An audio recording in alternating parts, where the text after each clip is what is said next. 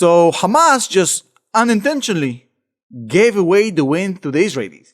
It's absolutely insane. They've made a critical mistake that may have cost them this war. Remember, the only thing Hamas needs to win is to survive. The only thing they need to say, we won, is to live to tell about this. And it seems they may have just sealed their own fate by a moronic, critical, uncharacteristic mistake by their leader, Yahya Sinwar. Allow me to elaborate. Now, as you know, the Israelis and Hamas are currently in a state of ceasefire. Now, that ceasefire may last anywhere from 4 days to 10 days. As long as Hamas keeps releasing hostages, the Israelis are going to say, go right ahead. So potentially, we're looking at a 10-day ceasefire. The big question, however, is what happens after the ceasefire? That question and that answer is going to impact severely on the survival of Hamas. Now, if the question is, what are the Israelis going to do once the ceasefire ends? Well, Hamas would like to see scenario number 1 happen, which is that Israel never resumes the war. And basically, the ceasefire becomes a permanent ceasefire. That would be their dream case scenario.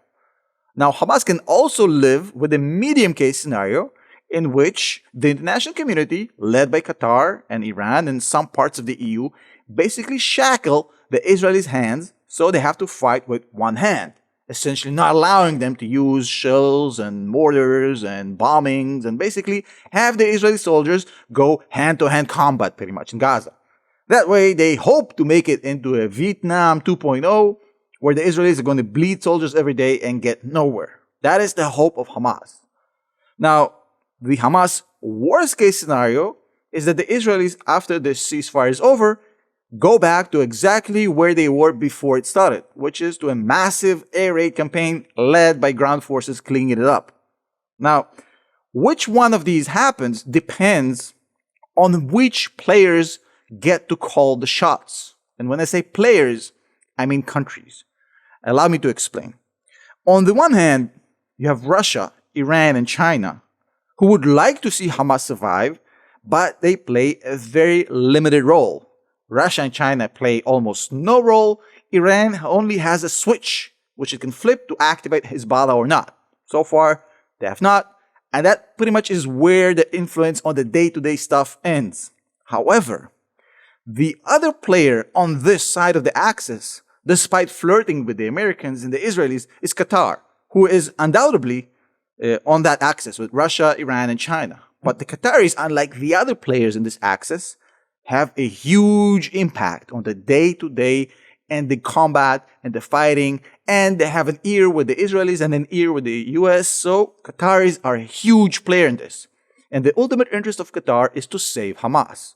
So that plays well into the hands of Hamas, no doubt, because on the other hand, what you have is the United States and Germany, pretty much the leaders of NATO, along with Saudi, UAE, and Egypt. And I've talked about it many times. Don't fall for the rhetoric of Egypt and the Saudis. They want Hamas gone. The threat of Hamas on the Saudis, the UAE, and Egypt is much bigger than what you think.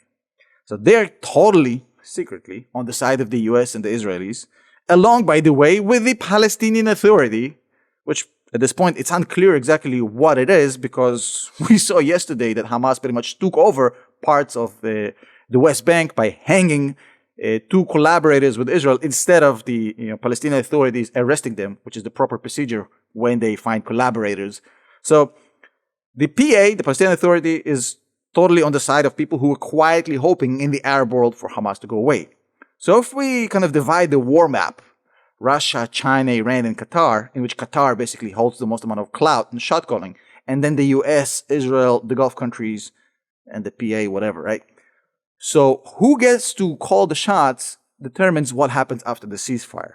Yesterday's tactic of stalling and delaying by Hamas may have just cost them the war, despite initial perceptions. So in case you haven't been informed on this because you were watching the Michigan-Ohio State game, which I was as well, but let me tell you what happened.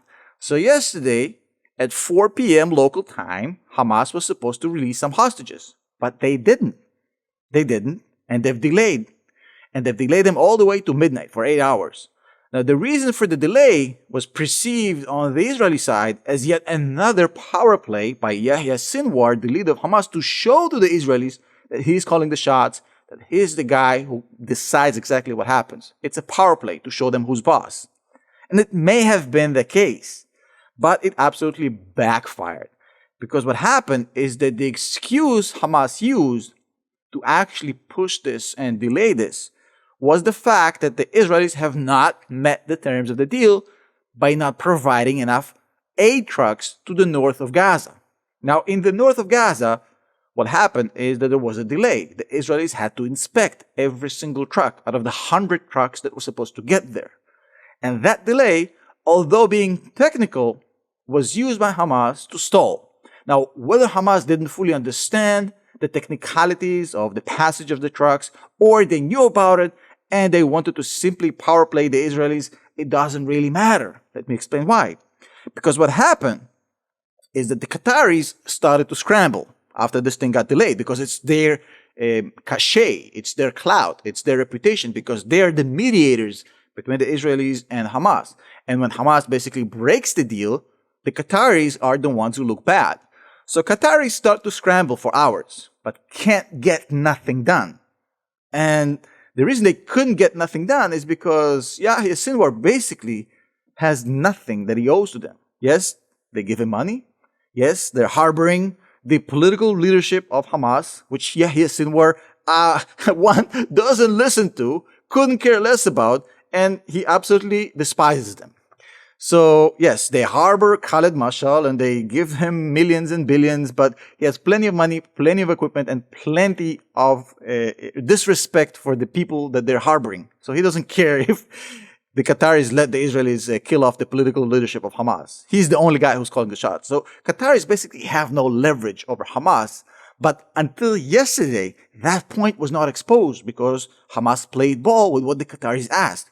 But the moment Hamas wanted to break bad and to show Israelis who's boss, they've exposed to the rest of the world that Qataris don't matter here. They've lost their leverage. So they bumped Qatar out of this, because the ones who stepped into the shoes of Qatar after a few hours of nowhere is the Egyptians. The Egyptians stepped in and they basically solved this within a matter of a few hours. So why did the Hamas listen to the Egyptians but not to the Qataris? And why does it mean Hamas may have just lost the war?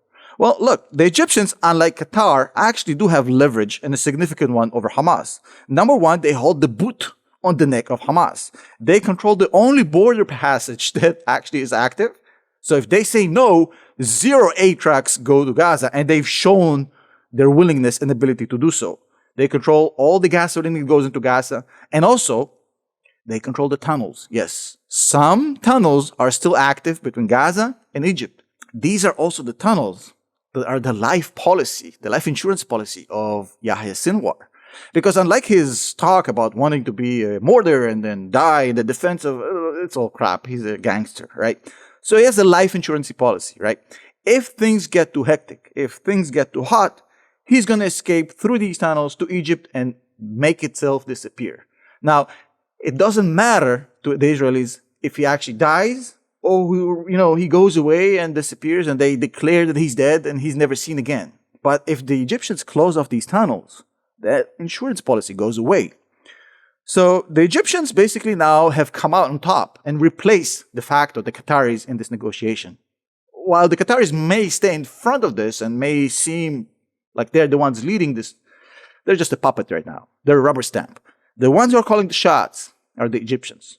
And let me explain you why changing the mediators from Qatar to Egypt de facto was a huge mistake. Hamas just did it, I think accidentally, unintentionally, but by switching it to the Egyptians, they screwed up. Because the Egyptians' interests are a whole lot different than the Qataris. The Egyptians want Hamas gone.